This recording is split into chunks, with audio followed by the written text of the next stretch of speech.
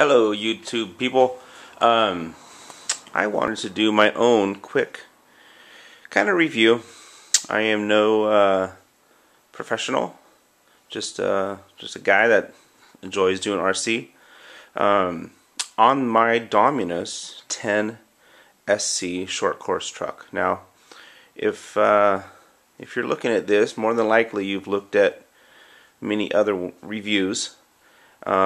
And you probably have the opinion that this is a big hunk of garbage. Most of you are nodding your heads right now. Yes. But I would like to throw my 2 cents in on this subject. Like I said, I'm not a professional. I'm no Jang.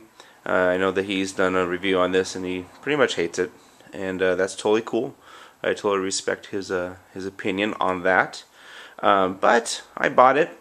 Trying to get back into the sport, so I want to show you what I have done with my Dominus. So straight out of the box, you know, you get what you get, as you do with most ready to run trucks. You know, they don't give you the best stuff. So come on over here to my workbench here.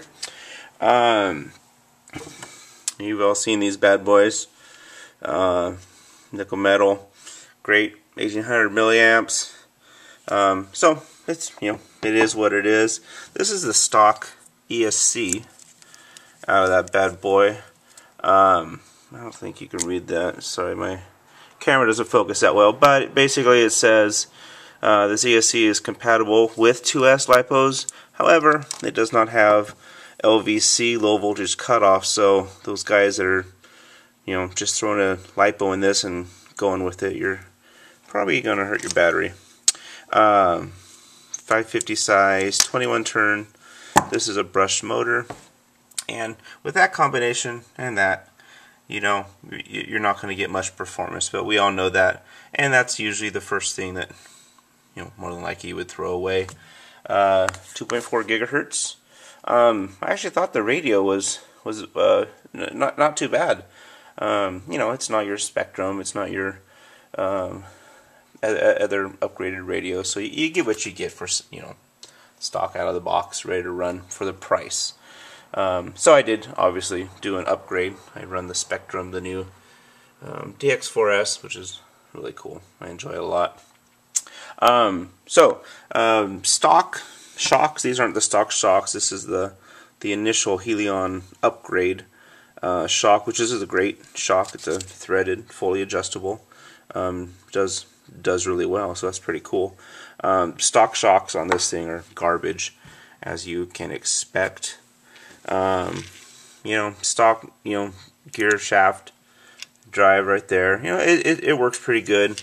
I keep those for the back, although they do make an upgrade, you know, solid piece one. I put those in the front just because that gets the most, you know, movement and that sort of thing. So it's a pretty quick, easy upgrade. This is the first upgrades I did. As soon as I got this, you know, you throw your upgraded motor and everything into it, and I went out and I stripped out my spur gear. So this right here was my first upgrade. This is a after the motor and ESC, obviously. Slipper clutch. Got the slipper in it. 50 tooth spur gear. After this, I didn't have any problem at all. I've since upgraded past that to do another spur gear, kind of a you know, center differential type of an upgrade, which has been pretty cool. So, all right, here's my current truck right here. Upgraded servo. Stock servo works, you know, obviously it would work, but it was really slow. So I upgraded to the Savox. Probably not saying that right, but that's what it is. And it was a huge difference in the turning and that sort of thing. Receiver box. This is my Mama Max Pro ESC, and then my Castle motor. I originally had this. Helion offers a upgrade kit, ESC and motor combo. It's called the Reactor. That's actually it. The motor is right there. It's in my Rustler. But you know, I put that in here. I upgraded this ESC right away. This is a Sidewinder Castle. But yeah, so I had that in it, running good. I like the Castle just because they were programmable with the Castle link, so I thought that was pretty neat. Found out that I kind of didn't think it was fast enough. So this is a 5700 kilovolt motor, the newer 4-pole motor from Castle. I'll give you a shot of inside the gearbox here. So that's the center differential right there. 50 tooth spur. This is a 13 tooth pinion. I could probably end up even going a little bit bigger than that. I was worried about temperatures, but honestly, on the short course track that I run, full out, you know, run a 5,000 milliamp LiPo through it, and this motor is it's barely even getting warm. Obviously, the fan will help, but it doesn't heat up, so I'm not having a heat problem, and it's plenty fast. So, alright, what else did I do upgrade-wise? Right here you see this, originally there was a bolt in there, a screw in there, holding this piece together, but one of the things that I noticed and got talked to about from the guy at Hobby Down where I bought this is, even though it has this support kind of running down the length of tying the front and the back together to give it the support, I still thought that it moved. I know you're not going to be able to really see that very well, but that still moves a little bit too much for my liking. So upon a recommendation from one of the guys at Hobby Town, I bought a carbon fiber tubing, couple turnbuckles, took one in off obviously, and super glued that in there. Did that on both sides, you know, to the right length. I left obviously one of the ends on, so it's still adjustable if you want to tighten it up or whatnot, if you cut it too short, that sort of thing. So, but that now with a longer screw in there, and that goes right down, and it gives it just a ton of support for going over the jumps and stuff like that. I haven't had any problem with this, to be honest. Obviously the wheels and the front hub carriers and rear carriers, that's all off right now because I am just took them off, cleaned them up. I'm replacing bearings and that sort of thing. But I'm also going to be doing they have an aluminum upgrade for those, so I'm going to throw those bad boys on there, and maybe I'll just update this at the end with what that looks like. But I want to tell you, I've had the Rustler. This is my newest one. I've had one in the past that I fully upgraded, slash 4x4, fully upgraded, with, you know, with it pretty much everything you can put on it. You know, you get your Proline shocks, and you know, you're going to be throwing money at it. So what I would challenge people to do with is, rather than just, you know, calling it a big piece of garbage, you know, it does come with the aluminum frame, which is an upgrade obviously on most other trucks. Scratches, yeah.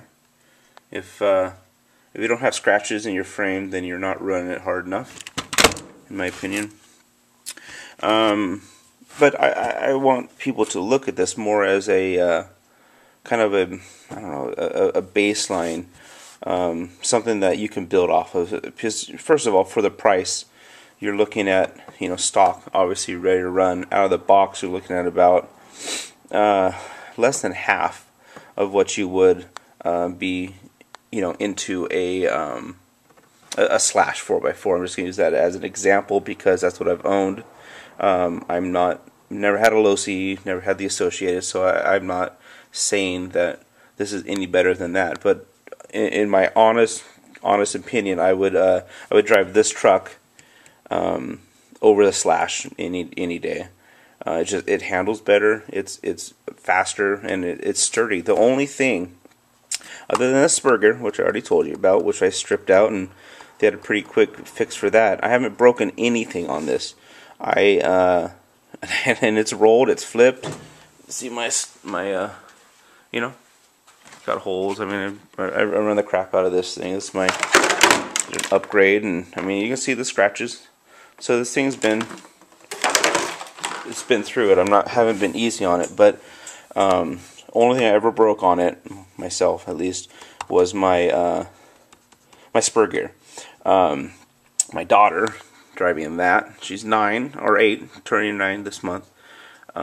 She's learning, trying to get her into it. She loves it, so she's using put the Helion receiver into the Rustler. She, on her first time out, I was driving this, and she was driving that, and drove right into me, and she busted my rear carrier right there. So that was really the only thing that's ever broken on this. This thing is honestly bulletproof. It's been great. So again, like I said, I'm not a professional, and I want everybody to have their own opinion. If you're just listening to the guys that do that have the the $2,000, $1,500 machines out there, and they call this one crap. Well, it honestly, it really is out of the box. But for the price you're paying, you have a really good start on what can be an amazing machine. Once I get this all together, I'll try to maybe shoot. Oh, sorry, my battery's died. I had to replace it. Anyways, I was saying the stock battery tray in this thing is a big hunk of garbage. It fits that battery, which honestly no one's probably going to run it for very long. Just fine. It fits it great. So if you're going to stick with that nickel metal, then you're probably going to be okay. So what I did though, because I got the lipos, that sort of thing going on over there. They do not fit in the stock battery tray, so I ripped it out. Everything's bolted through the chassis because it's metal, so it's pretty cool. Aluminum. Took those out, and I got an upgrade kit here, just at the hobby store. I forget which truck it was even for, but so it's screwed in the bottom really easily on both sides there. So now I have I left them really tall. You can cut them shorter, but pretty simple upgrade, simple fix in the battery holder strap down plastic thing that comes with it. Fits just fine because it's in those two holes that line up with it. And then I put Velcro down here, and then obviously on the bottom side of the battery as well, so that it lines up and it still will hold it down when you put the strap on. So it's pretty cool. But yeah, that's my Helion Dominus as it sits right now. Obviously, there's got a little bit more work to put it all back together, but that's what we do in this sport. I think you can call it a sport, right? Yeah. Anyways, you notice this. This is my antenna. So if you think that's crazy, that's what that is. In case you're posting hate comments as we speak. They had a straw that came up. I didn't like how high it was because I was worried that when you roll it, it might pinch the antenna. So I ran some plastic tubing through it, and then I got some little tar patch here just to hold it in place. And I'm not running it hundreds of yards away. I'm just at a local track, so the distance is not affected by that at all, and it fits just fine. So anyways, like I said, that's my Helion. I'll get some the aluminum upgraded carriers there, front and rear, and put it back together, and you can see it then if you're so interested. I know I've been talking for a while, but with all the negative criticism out there, I get it. Out of the box, it's slow. It is a loud truck. I will say that it's all metal gearing in there. It's a 4x4, so it is louder. But guys, most people are going to put this money into the truck anyways. Even if you bought the Slash, you can, most people are going to be upgrading it, especially if you're going to do any races or whatever at the local track and that sort of thing. So, I got a truck that's all done for maybe just around the price, or actually a little bit less than I would have been in to a stock Slash 4x4. So, and this is, like I said, I believe hands down a better rig as it sits. than the Slash ready to run. So anyways, that's just my 2 cents on the subject. Like I said, I'm not an expert, but you know, guys, do your own research. You can listen to other people for advice, but you know, a lot of times, especially in this hobby, your gear is what you make it. So do your own research, do your own, you know, experimenting. Obviously, you don't want to. Not all of us have. You can't just drop cash to buy all the different trucks. So yeah, you know, take the advice of Jang and that sort of thing. But stuff like this, you know, do your own research, you know, before you're knocking this stuff too much. So you might still do it. You guys might leave me a bunch of hate comments, and that's fine. But I just want you to know that this is a great truck, and I will maybe see you out on the track, and we'll just have to throw down a little bit. So, all right, guys. Well, leave comments. I encourage that. If you have any questions, anything like that, I'd be happy to answer them. Again, I want to preface this all with I am not an expert. I do not claim to know everything about all the trucks out there and that kind of stuff. So, you guys, happy RCing, and we'll talk to you later.